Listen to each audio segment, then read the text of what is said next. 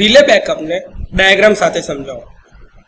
તો backup relay આ એક પ્રકારનું બેકઅપ પ્રોટેક્શનનો ભાગ છે, જેમાં રિલે બેકઅપ જે છે તો એક જ રિલે જે છે એ પ્રાથમિક રિલે છે અને બીજી રિલે જે છે બેકઅપ રિલે છે.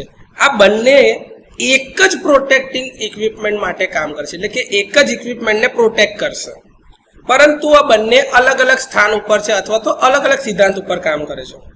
હવે બેકઅપ રિલે ત્યારે જ કાર્ય કરશે જ્યારે પ્રાથમિક રિલે એટલે કે પ્રાઇમરી રિલે ફેલ જાય.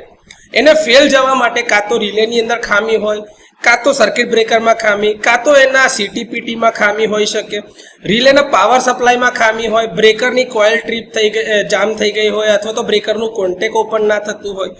આવા ઘણા બધા કારણો છે, અથવા તો ખોટા સેટિંગ ઇનપુટ કરાયા હોય સોફ્ટવેર બગ્સના કારણે. તો ઘણા કારણોના લીધે પ્રાઇમરી પ્રોટેક્શન ફેલ થઈ શકે છે. હવે આમાં બંને રિલેનો ઉપયોગ એક જ બ્રેકરને ચલાવવા માટે એટલે કે ઓપરેટ કરવા માટે થાય છે. તો બ્રેકરની અંદરમાં બે ટ્રીપ કોઇલ હોય છે. પહેલી ટ્રીપ કોઇલ જે છે એ પ્રાઇમરી રિલે સાથે કનેક્ટેડ છે અને બીજી ટ્રીપ કોઇલ છે એ સેકન્ડરી રિલે એટલે કે બેકઅપ રિલે સાથે કનેક્ટેડ છે. તો પ્રાઇમરી રિલે પહેલી કોઇલ એનર્જાઇઝ કરશે અને બેકઅપ રિલે જે છે બીજી કોઇલ એનર્જાઇઝ કરશે.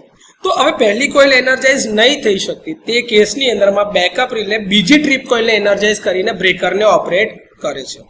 હવે આમાં એક જ બ્રેકરનો ઉપયોગ કરવાના કારણે આ થોડી કોસ્ટ ઇફેક્ટિવ સિસ્ટમ છે, પરંતુ આની એક ખામી છે કે જો બ્રેકર જ ફોલ્ટી થઈ જાય, બ્રેકરની ટ્રીપ કોઇલ એનર્જાઇઝ ના થાય, એને મળતા DC વોલ્ટેજ છે એ બેલેન્સ ના થતા હોય અથવા તો મેન્ટેન ના થતા હોય, અથવા તો સર્કિટ બ્રેકરના કોન્ટેક જ જામ થઈ જાય, તો એ કેસમાં આ પ્રકારનું પ્રોટેક્શન આપવાનો કોઈ ફાયદો રહેતો નથી. તો આ રીતે રિલે બેકઅપને આપણે સમજી શકીએ છીએ.